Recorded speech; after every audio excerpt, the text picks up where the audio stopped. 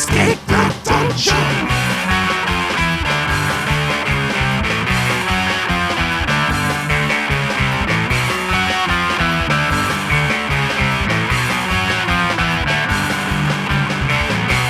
Hello, everybody. This is Escape the Dungeon, the podcast where we ask you to join us as we explore the world beyond the world's oldest role-playing game. My name is Mike Cripps, and I will be your master of ceremonies, and I am joined by 4 mystifying players. Zach Brass. Hello, I'm Zach. That's it. That's it, okay. Dom Brass. Hey, I'm Dom. I will be playing Bobby the Werewolf today. Is that it? Yeah, that's it. Okay, if you guys could confirm that's it after each introduction, that would really help me move things along. Editing exists. What, was that it? You didn't say that's it. That was it. Over. Okay. Yeah, am I gonna have to say over or Roger every time I talk? That's the bit he's doing, dude. What is this? That is the joke. Are we in a bomber? Nate Brass. Hi, Internet. I'm Nate. I play Chris the Wizard, and I am your favorite. Period. That's it. That tracks. Thank you. And Tyler Knittle. I'm Tyler Knittle. I play Dale, your second favorite. That's it. Each season, we will be playing a different tabletop role-playing game. This season, we are playing Urban Shadows 2nd Edition, a Powered by the Apocalypse game, published by Magpie Games. Guys, I had a little bit of, serendipity today. Ooh, in don't hear that too often. Yeah. Coincidence? There was something that I've wanted to talk about at the top of this episode. It was like the planned banter topic, for weeks since we last recorded. And it was always going to be the opening conversation. And then just so happened today, I stumbled upon a perfect little meme, a little 4-panel comic to get the conversation going. I love memes. Memes. I'm going to post a meme in our Discord. If Nate, you would be so kind as to just describe this for the audience, and then we'll get into whether or not you guys agree with this meme or not. So you see here is a person looking in the fridge, the old refrigerator, going, "Oh man, I forgot about these," and then they open up what looks to be an old Tupperware, and inside you have a moldy looking food that just says "songs you haven't listened to since high school," and they're like, "Ugh, gross. These haven't aged well at all." But they didn't actually say that. That was me just hypothesizing their thoughts based on their look like they're gonna throw up. What do you guys think? Does that line up with your personal experience? Do you guys still listen to the music you listened to in high school? Not really. Not as much. Sometimes. Not, yeah, But I mean, I there's still some like it. stuff that I do. I liked cool music in high school. I don't feel bad about when I listen to it again. Yeah, I mean, there's definitely some stuff that I'd still listen to, but there's definitely some stuff that I'm like, I wouldn't care if I never fucking heard that again. Bunch of that mid-2000s rock that, was just, the stuff that was coming out around then. Most of it, I'm just scrolling through my discography here. I've been listening to the Fratelli since I was in middle school, and they're still Let's great. fucking go. Yeah, no, Fratellis are awesome. That's them. Yeah, right? but they do Yep, other songs. That's them, but they do No, other that's songs their that are better one than that one. song. No. That whole album's actually really good. That album is pretty based. Actually, my favorite is We Need Medicine. I love that album. I know Zach listens to the Killers a lot still. Yeah, Killers and and Radiohead. Killers I and Radiohead. Don't really listen to Nirvana anymore, but Yeah, I'm out of my grunge phase. No more Nirvana. I no Pearl I Jam. listened to all of it. So Yeah. it's just like so much. It's like time But for like, something I don't new, think guys. it's bad when I hear it. I'm Yeah, often like, no, "Ooh, exactly. Nirvana came Like, on." I just don't put it on anymore. it's just I'm not gonna put it on. Same. I don't know. I guess I started listening to Pink Floyd when I was still technically in high schoolish age. That was around the cusp. But well, that's what about about it you, that I can think of. Mike? So the reason like this topic came to mind is, Zach, I know you and I definitely listened to a lot of Linkin Park in high school. Fuck Totally. And like they had a whole thing where I guess like their lead singer tragically died, and now there's a new singer You picked the who has perfect topic. joined the band, and I guess they released new music, and I think the response was even generally positive to it. But I just had this revelation of, I can't imagine ever listening to a Linkin Park song again in my life. Dude, I can't tell you. It's so funny. So, Dom and my dad are both really into this new Linkin Park stuff.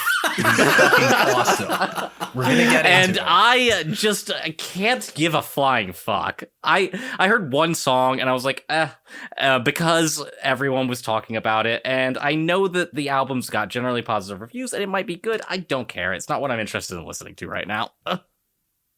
But it's so funny because they both they both asked me like, oh, you hear the new Linkin Park stuff a bunch of times? And I'm just like, no. counter. Okay. One, I listened to the album that you sent me, so you should maybe just listen to it. That's But fair. beyond that, it's because Emily Armstrong, guys. Emily Armstrong is the fucking best. She was the lead singer of Dead Sarah, which was the band I wanted everyone to like, but nobody did. And I'm just so the happy most for Dom her. sounding sentence. Yeah, I'm just so happy for the success Like of the this band woman, name just to Dead see her Sarah, succeed. perfect Dom band. If you're looking for another example of bands I listened to in high school where the lead singer tragically died, but they're still going with new dudes, I'm wearing the jacket right now. Fucking Gwar, dude. Gwar. There will never be a concert experience ever again in my life like fucking Gwar. Did you get like covered in blood or whatever? They No, did? I was too much of a bitch. I was only 16. that I was sucks. a little bitch. I would have totally done it now, but Oh yeah. I've been listening to a lot of just instrumental stuff recently. Like I've gotten into jazz in my like early 30s. yeah. Don't fear the jazz. I've started listening to a lot of film scores, just like Nice. to have on in the background. And that's led me through a weird rabbit hole where like I started just by Googling like, oh, best film scores. What do people typically like?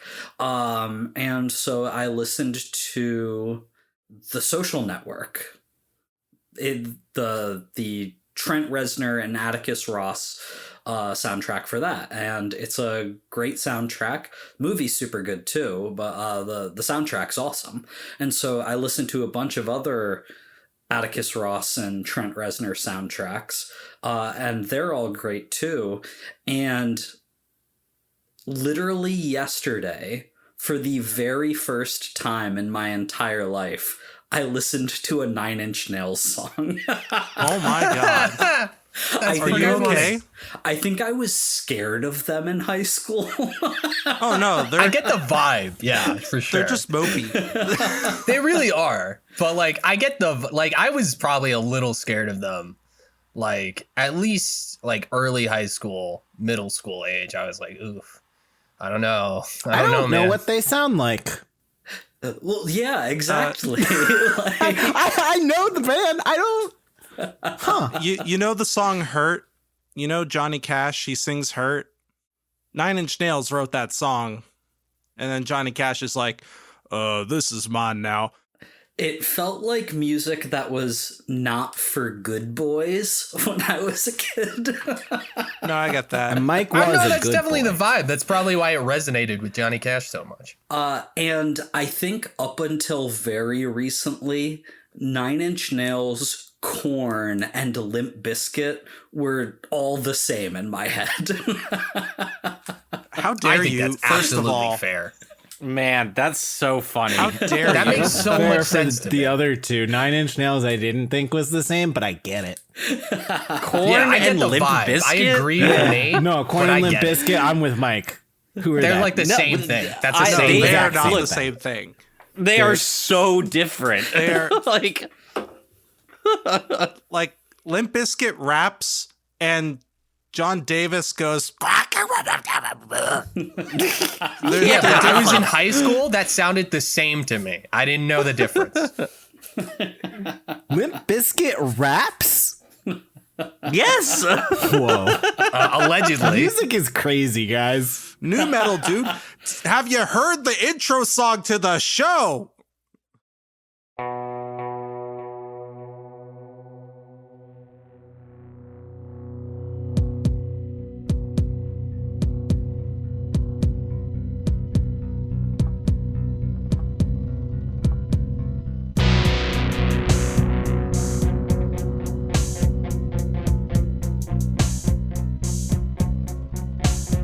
Previously on Urban Shadows, Bobby, Ezra, Chris, and Dale were looking to take out rival and nuisance Josh King once and for all, which Bobby claimed would help them get in good with the Red Vineyard Society.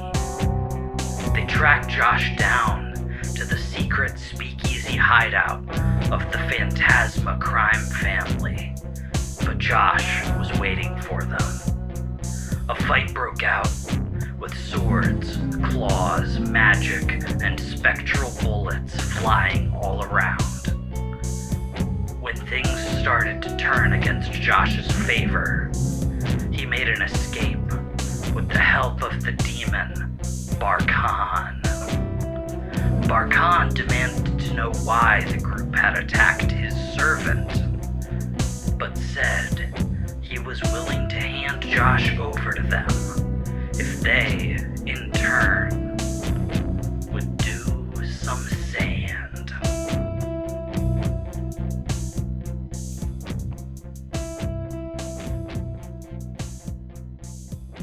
The four of you, plus Ezra's friend Barb, are in this speakeasy.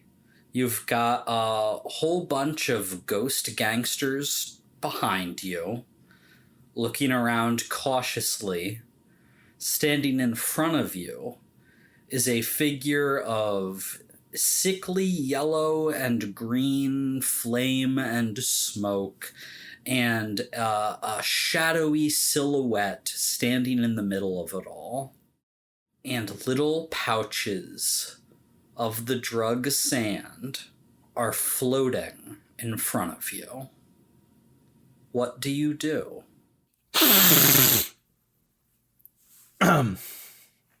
I refuse. I also refuse. I kind of eye up Bobby. All right, so like, we all have to partake, or what? I don't know, man. I'll take it. I think this is our deal, man. But I ain't gonna make nobody do nothing. I don't know. I take the sand. Like, I take the pouch at least in my hand. I don't take the drugs, but I take the drugs. You know what I mean? Yeah, totally. I do. I also take the drugs. Without taking the drugs. Yes. Oh, you exactly guys now. took those drugs fast.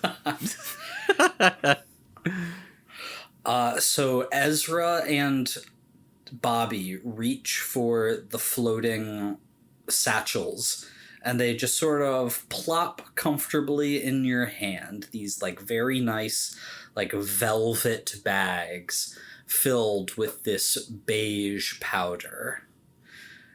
And Barkhan says, While I think you would all enjoy my product, no, I would not ask each of you to use it in exchange for something as measly as Josh. How about 3 doses? 3 doses of sand in exchange for this servant you want so badly. Seems fair to me. I want to eye up Ezra's friend, the old lady. Oh yeah, Ezra turns to Barb and said, "You think you can help us out?" Barb is looking okay. You know, she, I think, is singed a little bit from, she had Josh sort of like in a headlock towards the end of that fight, and I think maybe got burnt, you know, a little cosmetically from all of his flames and stuff. And she looks over to you, Ezra, and says, are you serious, Ezra? I mean, you saw what happened to Josh when he did that stuff. You really think anything different's gonna happen to you? It's just a small dose. I'm sure it won't be a big deal. And then there is a flash of bright red fire. And stepping out of that is a well-dressed man without a face, What the fuck? with just a void Love that it. smoke pours out of. It is Azriel. Oh, guys, we fucked up. Ezra! Hey boss, what are you doing here? Silence! And he steps forward. Barkan! This was not the arrangement. And the figure in the green and yellow flames sort of raises his hands in mock defeat.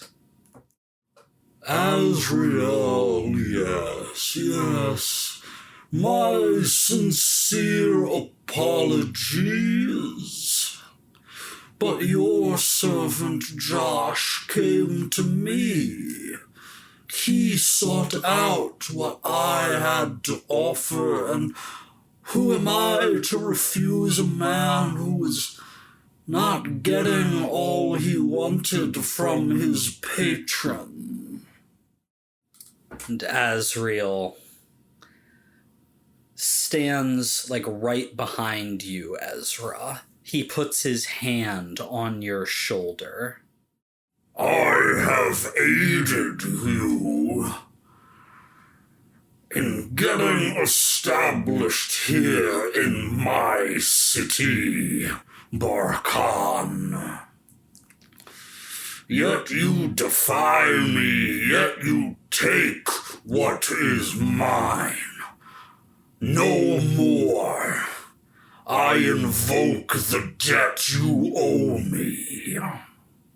You will not have this servant. Very well, Azrael. And the pouch of sand in Ezra's hand flies away from him. Do we just get Ex Machina? No, in a bad way. I can't take the sand. There's he's nothing no about longer anybody able else. to take the sand for the deal. I mean, he didn't say 3 people. He said 3 doses. So if you really want to kill this guy, Bobby. Exactly. So my plan was to have Ezra do 2 doses and I was going to do 1. But now that's all fucked up. And speaking of fucked up, the ghost mafia boss floats forward And Don Phantasma himself, Of course. raising the minigun, or the Tommy gun. He has a full Gatling gun. Raising his Tommy gun up in the air, fires off just like a quick burst, and gets everyone's attention. I don't know what's going on here, Bakan, but we have been good partners of yours in distributing your merchandise. And yet, these intruders come into our territory. They make a mess. They cause problems for the Phantasma crime family. And yet, it's like we're not even a part of the conversation. Demons bartering over the soul of one of my customers. No, you gotta make this right to us as well, or the Phantasmas are gonna start causing some real unpleasantness. And so you guys are in the middle of these three parties that want different things. You want your things. How are you going to make this all work? What do you do? I mean, Azrael just fucking bitch slap both of those dudes with words. He seems like the big fish. I agree. Can I attempt to figure Azrael out? Sure. What do you think that looks like in the scene? What is Chris doing or focusing on, or how is she trying to figure out what's going on here? Look into the void. Yeah, I think I stare into the void. My eyes glow, magical glow, as the void stares back at me. Quite literally. And whether that goes well or not depends, I guess, on how I roll. Cool, I'm into that. Go ahead and roll with mind. That is an 8. An 8? All right. And I, mate. Very good. So you are going to get to ask one question. I asked 2. Or you get to ask 2, but he gets to ask 1. What is your character hoping to get from Barkon? That is a good question. Good question. That is a good question. Let's go, So dude. you conjure up your magical, your divinatory, your telepathic powers. And you stare. What was high school like for you, Snape? You stare into the void. And as you do, the rest of everything, as the conversation continues around you, these three parties bickering with you in the middle, everything gets dark. It is like you are being surrounded by oppressive smoke. You hear bits and pieces of memories, souls, people that have bargained with Azrael before. And it's overwhelming at first, but you are able to push past that. You push past these desperate pleas, focusing on Azrael himself. You see Azrael as he once was.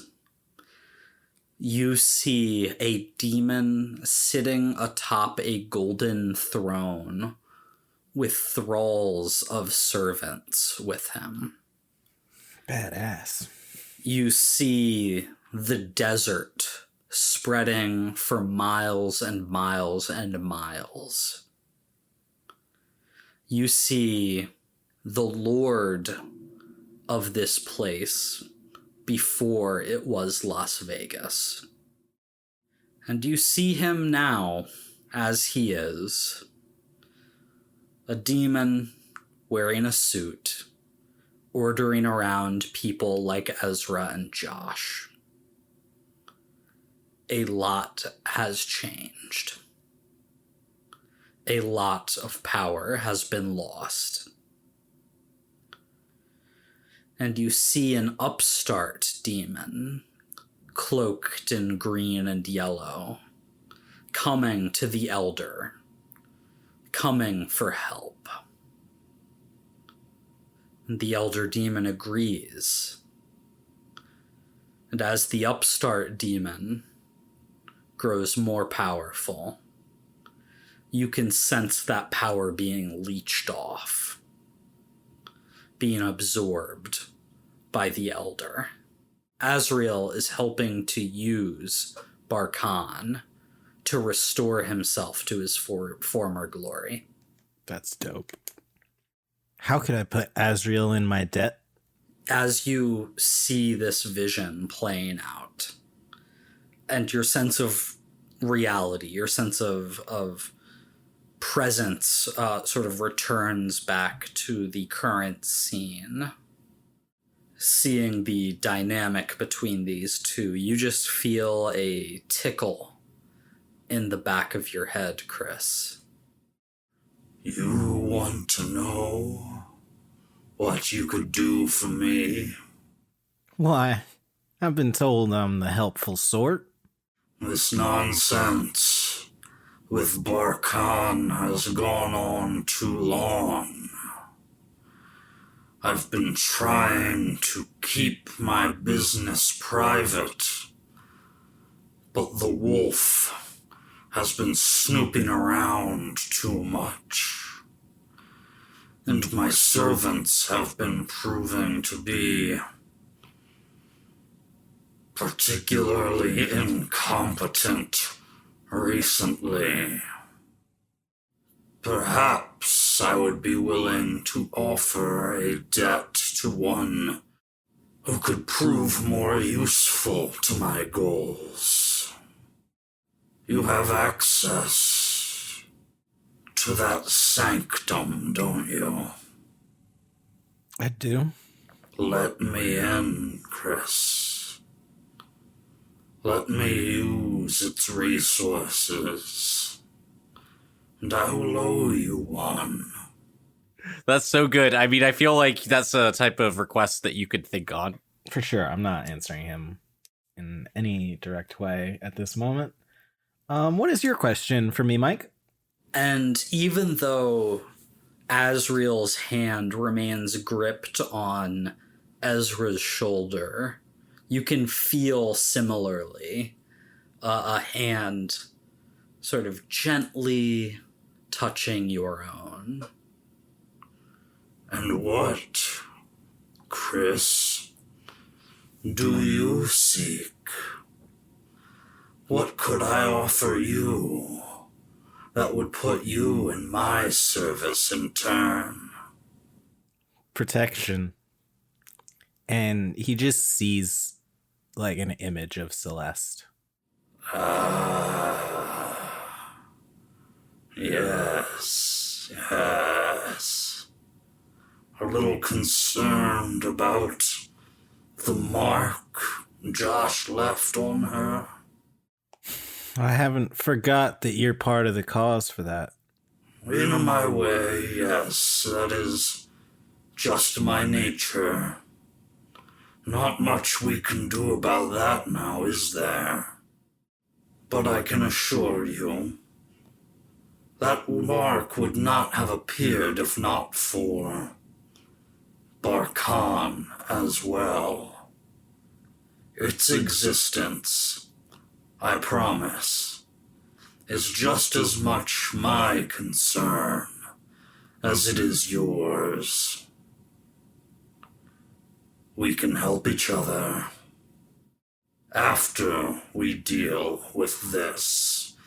And the void looks away from you, back to Barkan.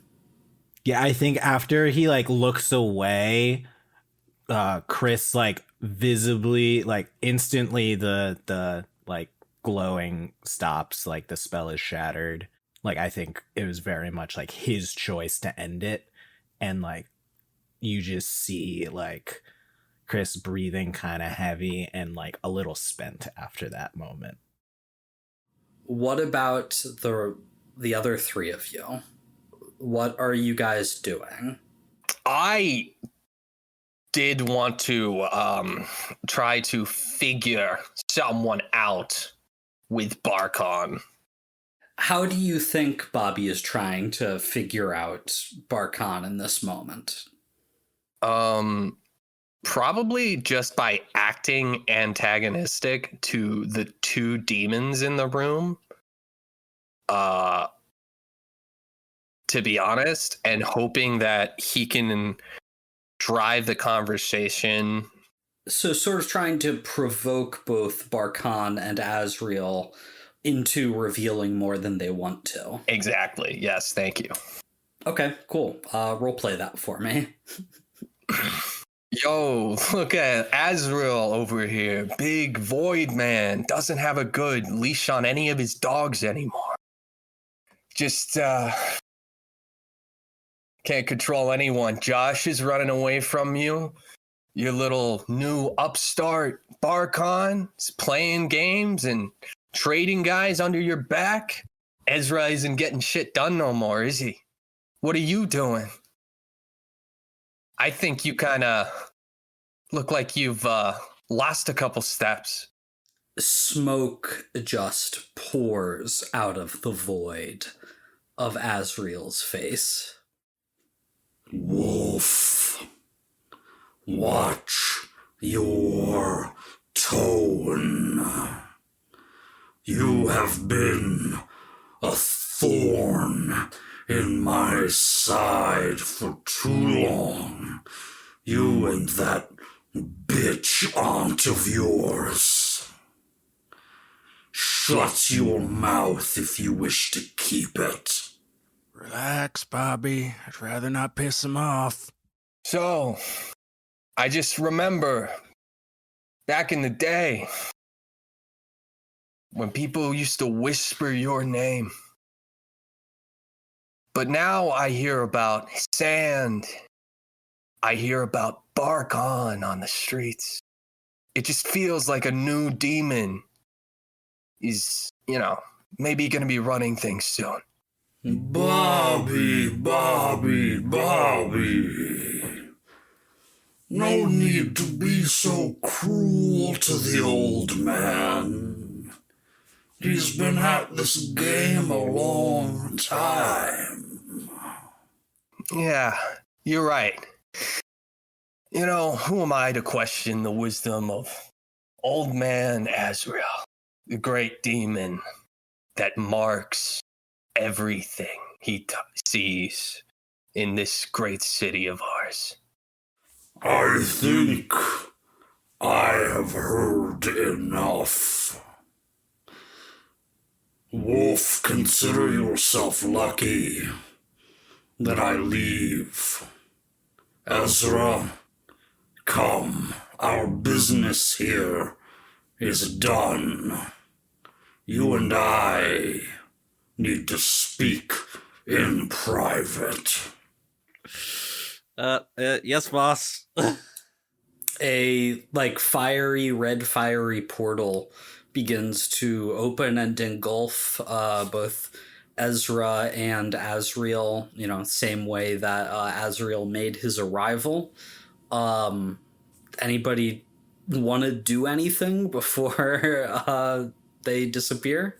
Well, hang on, boss. We're really, just enforcing your power by taking this guy out. And Josh sucks. Josh was a useful weapon that I could point in any direction I liked for a very long time, even before you came along, Ezra.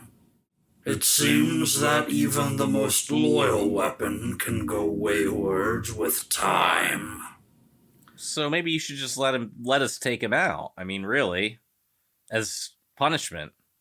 How about you roll to persuade an NPC? Roll with heart. Well, boss, I did do all of that extra work, and you said you'd throw me a bone, remember? It was about 3 days straight going after all of those guys, going after all of those cursed artifacts. He thinks carefully. Go ahead and roll with heart, adding the bonus for that. All right, we got an 11. Very well, Ezra.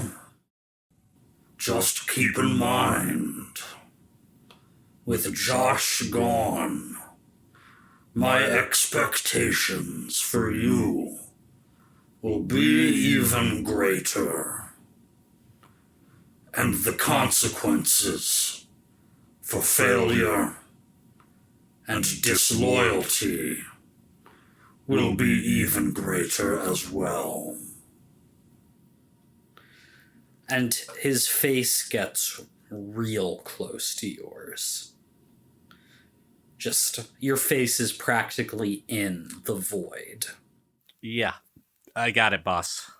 And if I find that you have been dealing with Barkhan in turn, if you have been using sand, Ezra, let me say this in perfectly clear terms, that you cannot even pretend to be ignorant to. I will kill your sister. I got it. Come see me when this is done, Ezra. As I said, there is much we will need to discuss. And the flames engulf Azrael, and he is gone, but he has allowed Ezra to stay. Whew, now that he's gone, let's get high. Yeah. I'm gonna have to pass this one, Bobby. Yeah. That makes sense given the context. So what are you guys doing? There's still Barkhan, who is waiting for 3 doses of sand to be done in exchange for Josh, and you've still got the angry ghosts who want this situation to somehow be made right. Signora Phantasma. Mad sorry about this whole thing. We got no quarrel with you. We want to make things right here. To look this whole misunderstanding over. I'd like to persuade an NPC. Now, this is when you persuade an NPC with seduction, promises, or threats. Are you trying to seduce Don Phantasma? No. Promises. Well, It's been a long sure. time since Dale was turning tricks. He ain't going back.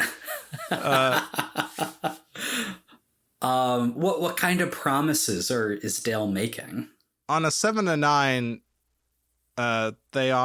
they counter an offer with like a debt, a favor, resources, etc.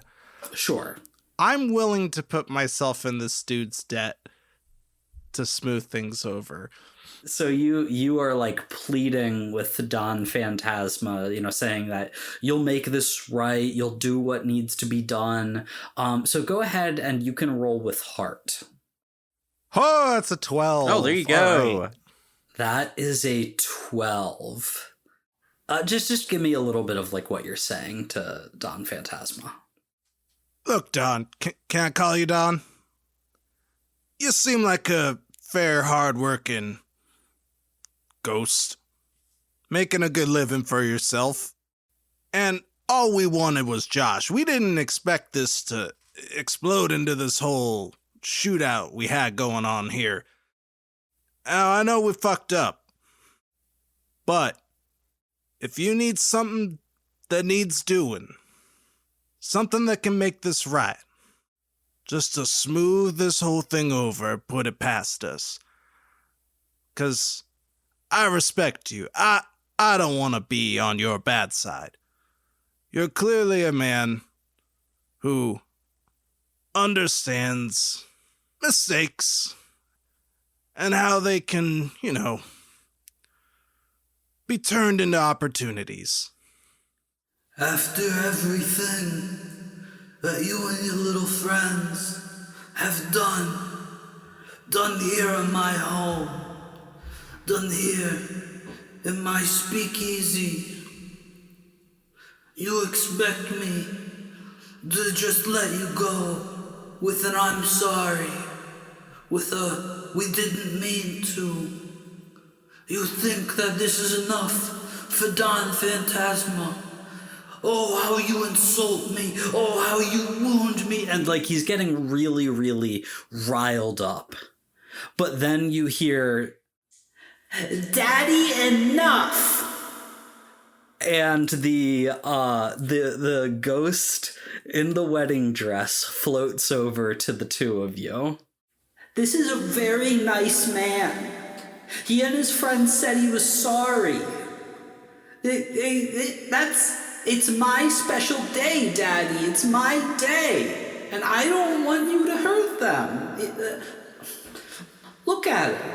And you see this young woman. She appears to be in her like early to mid 20s, but she's a ghost, and she's got like tears welled up in her eyes. Something you said like clearly really broke through to her.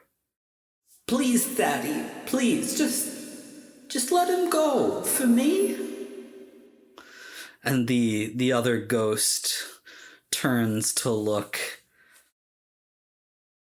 My darling daughter, is this what you would ask of me?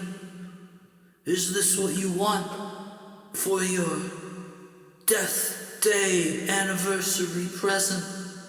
Yes, Daddy. I want you to let him go. Very well. And Don Phantasma turns back to you, Dale.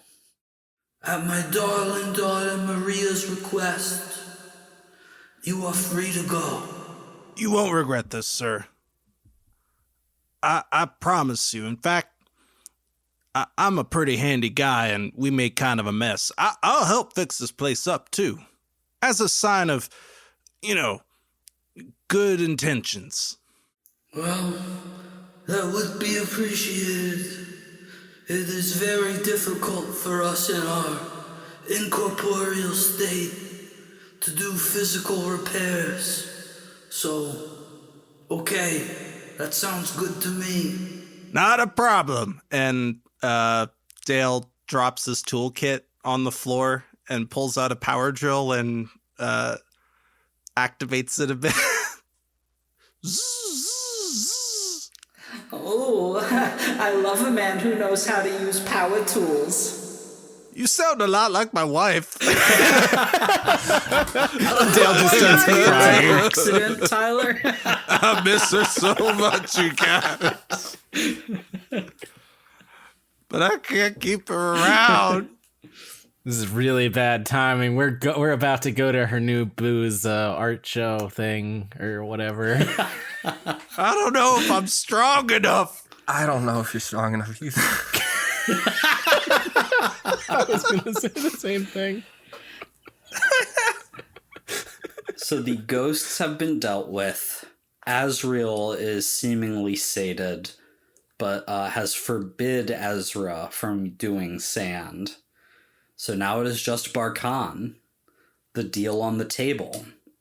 3 doses of sand for Josh. Well, as we have established, it seems that if you try to pressure us to do sand, that puts you on someone's bad side that you don't really want to be on at the moment. So how about we just do a 1-for-1 trade? Azrael seems fine with him dying. How about you, Barkon? Nobody likes Josh. Nobody.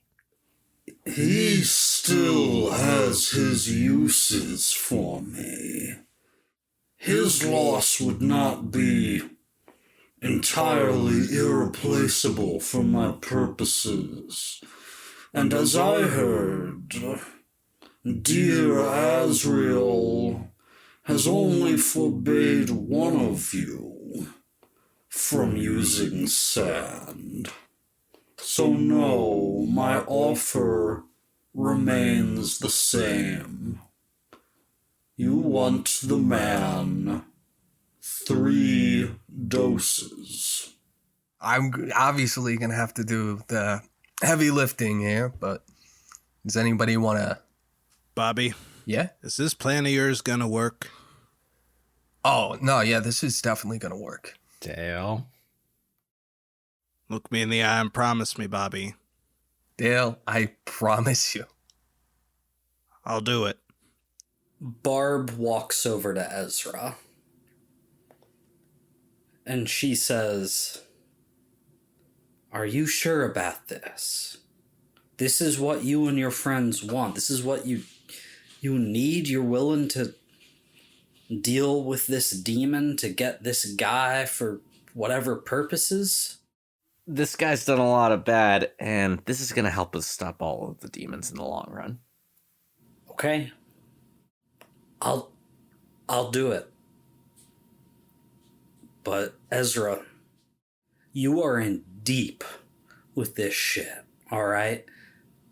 Whatever this did to Josh, my blade should cut through just about any demon or taint smooth as butter. If I tried to cut you right now, it would hurt you. But it did jack shit against Josh when he was on this stuff. Well, I mean, that's why I guess it's a good idea that I'm not the one taking it. Yeah, I agree with that.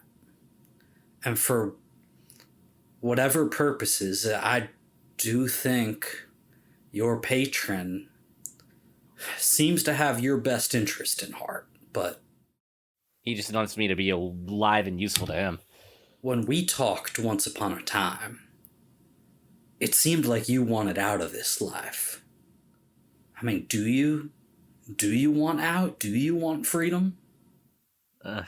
Of course I want freedom. Why wouldn't I? Well, then I think after today, after I do this for you, we really start working towards that. Yeah. Well, why don't we finish this first, and then we could talk about it. She nods, she pats you on the back, and she steps up. I'll do it too. And there's your 3 doses. Very good, very good. And so the pouches, telekinetically fly through the air once more until Bobby is holding one, Dale is holding one, and Barb is holding one. So, before we do this, Bark on, I was just curious, given our past entanglements, you're keeping things quite professional, considering the circumstances. And I figured since I've been searching the city for you, it's probably a good time to hash out our differences. Oh, is it? Do we have differences that need to be hashed? I was not aware of your existence until now. Really? Because Azrael seemed to know that I was killing your guys. I was a little surprised that you didn't know. Was that you? That was me. The cost of doing business. All right. You're a man of business. I can respect that. How is this, is it like snorted or what? Just breathe it in. You'll find it easy once you start. Okay, since I got Barkon talking, can I try to figure someone out now? Sure. So roll with mind. That is an 8. An 8. So you get to ask 2 questions, and Barkhan gets to ask 1 question of you as well. So what are your questions? So I want to know, what does your character worry is going to happen? So I'm curious about what threats Barkon is worried about to his power game. That's an interesting question. I think that in this moment, like you said, you get him talking, and he almost seems in this situation with, these 3 people about to do sand, like he is more than happy to sort of just monologue about himself and everything. So what does Barkhan worry is going to happen? I think his biggest worry is that Azriel is able to successfully leech off of him enough to restore his power to what it once was. Barkhan seems perfectly aware that as he grows more powerful, Azriel is gaining power as well. Doesn't seem like it is a immediate concern of his, but you get the sense that there is a worry there that is lingering at the back of his mind. I want to know, so how could I get your character to just get reins on the control of the distribution of sand to limit certain situations, particularly like my, neck of the woods? How could you get him to not deal sand in your territory? Exactly. Align with him. Okay. No, that makes sense. Yeah, seems like he's willing to make deals, willing to, move distribution, move sales out of certain territories and into other territories if that is ultimately more beneficial to him. So as you are sort of realizing Barkhan's nature, and right as you are about to use the sand, Barkhan says, "Just one moment. Before you do it, just tell me in your own words, Bobby.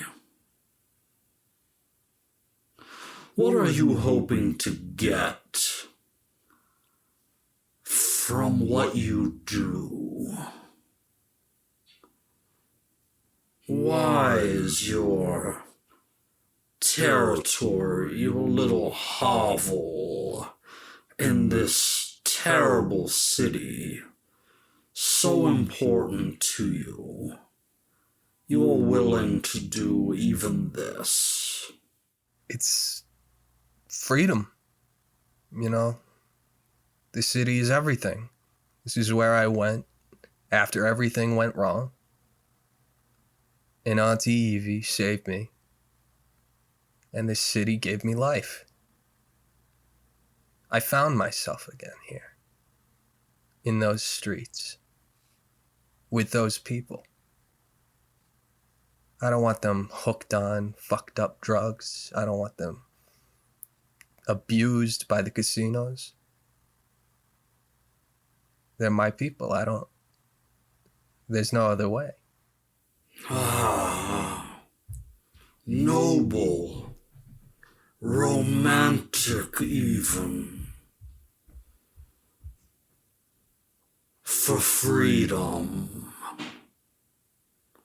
Well, Bobby, truthfully, I hope you enjoy your freedom to its fullest.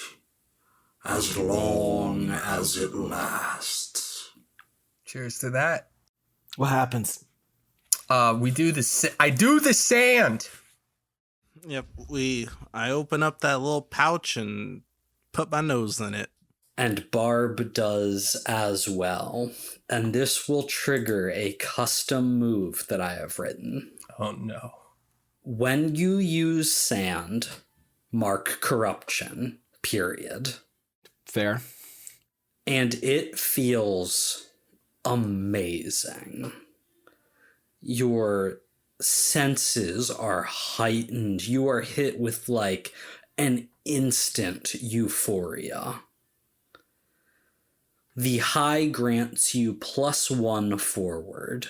So your next roll, like while you are under the influence, will gain a +1 bonus. I also need you both to roll with spirit, not counting that +1 forward. I rolled a 9. Not bad, but check this out.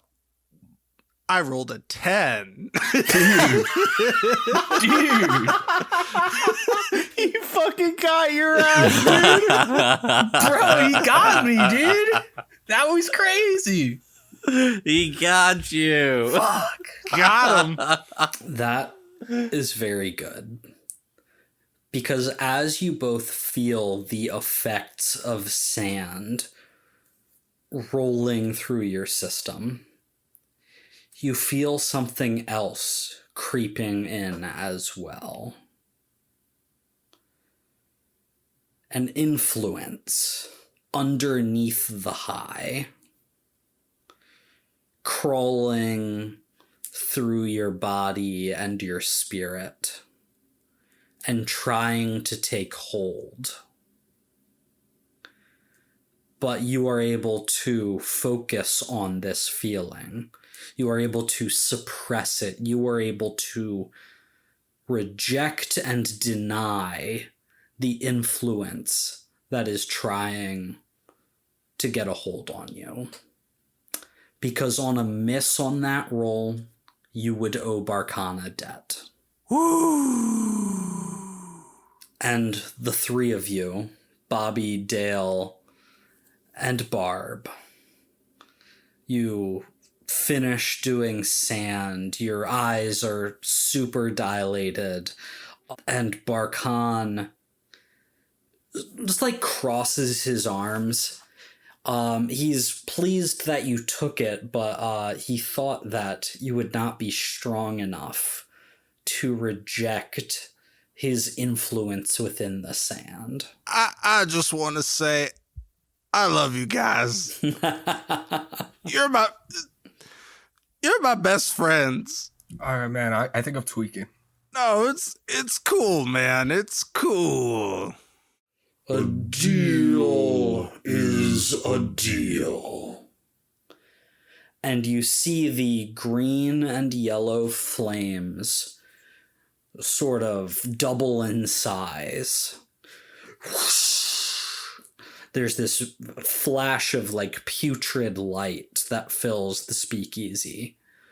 And the silhouette within the flames shrinks and shrinks and shrinks until it disappears. And the flames sizzle out. And you see on his hands and knees, where Barkan just stood, a bloodied, extremely injured Josh King, frantically scratching at the floor before looking up at the group of you standing before him. Hey! What's the meaning of this? Barkan Azrael! Somebody save me! Oh, don't worry about it. Wow, I've never seen you grovel like this before, Josh. It's kind of pathetic. It's gonna be okay. It's cool. Ezra, I don't know if you want to do it or... Well, I guess, honestly, I'm not really in the mood, but it only feels right. Oh, no, I'll do it. Why don't you go ahead? Yeah, go ahead. What's happening? I want to wolf out and I want to rip his head off. Do I want to do that? I want to shoot him before that happens. I honestly, I think Chris at this moment just wants to shoot him like the second he like fizzles up. He starts begging and I'm going to shoot him. Okay. No, that makes sense. Chris pulls out her gun, fires a single shot, and as Josh is groveling on the ground, pleading for some demon or another to save him, the bullet goes through his skull, and he falls to the ground dead. Chris, I'd like you to mark corruption. Okay. Bobby, I need to talk to you. Yeah. Outside? We're kind of on a... Outside right now? Right now? Yep. All right. Yeah. So I'm assuming that you guys finish up in here. You are able to smuggle Josh's body upstairs, outside, back to your cars. We don't need to get into that like as a super detailed scene. There's probably a rug. Dale's going to spend about an hour measuring random things with measuring tape. Well, you guys have got the performance to get to. Yeah, we don't have time The for clock that. is still ticking on that. But we just did. How long does sand last? How fucked up are we? We just did drugs, Mike. Acid lasts like 12 hours, dude. Like how? Like there's a range here. Good thing you've got a couple of sober babysitters.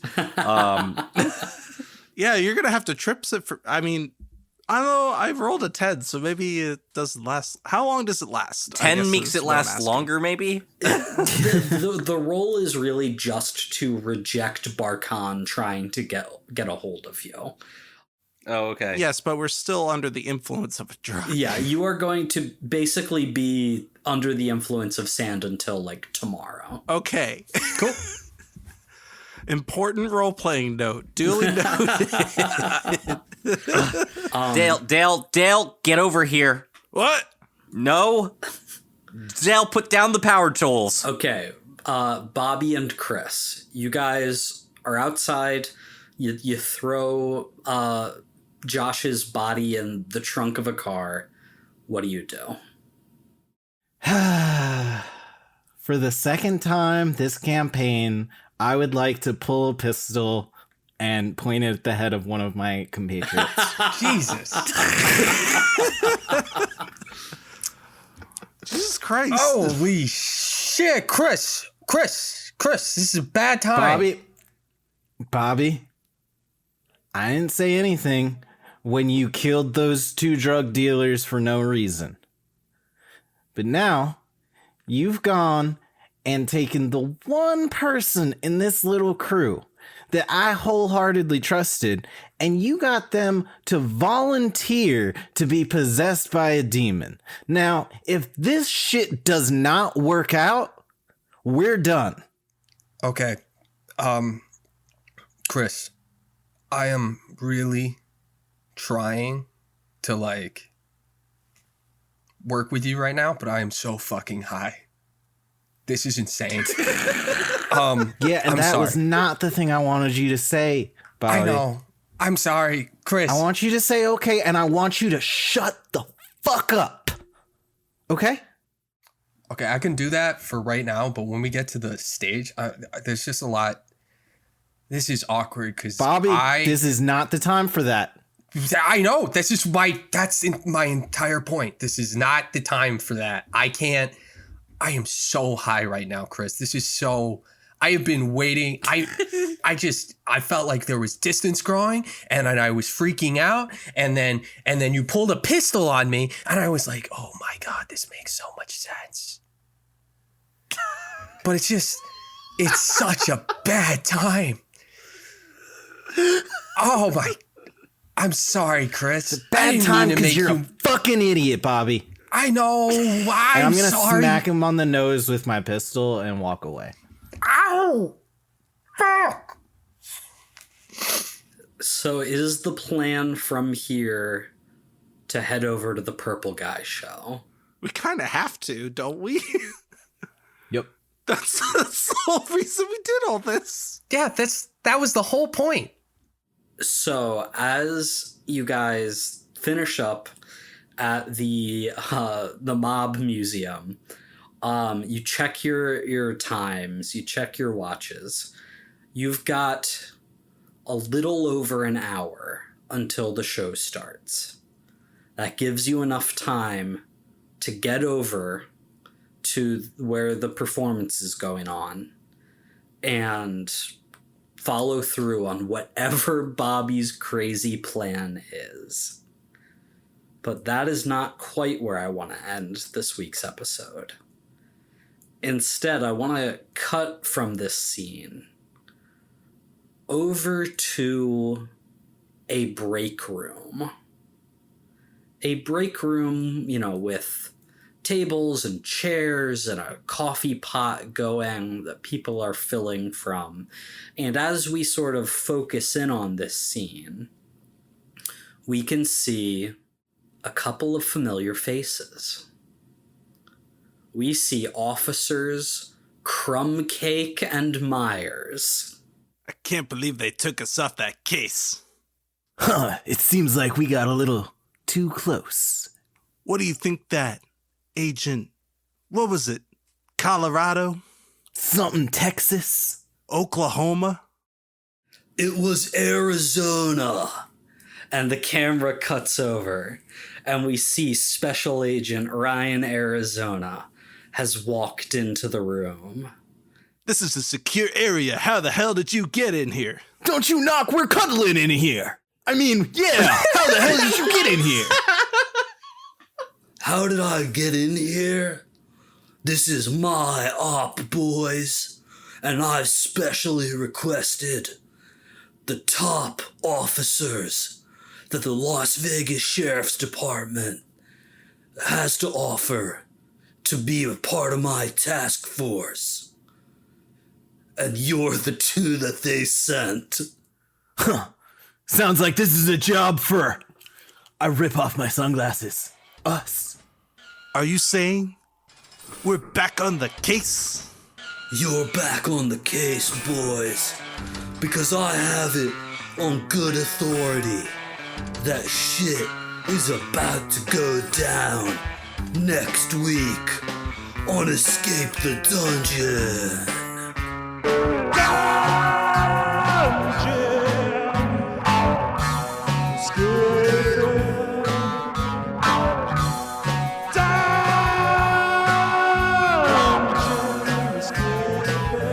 Thank you for listening to Escape the Dungeon. Escape the Dungeon is created by Dom Brass, Nate Brass, Zach Brass, and Mike Cripps, with editing and original music by Tyler Knittle. If you enjoyed this show, please consider subscribing and leaving a 5-star review on your favorite podcast app.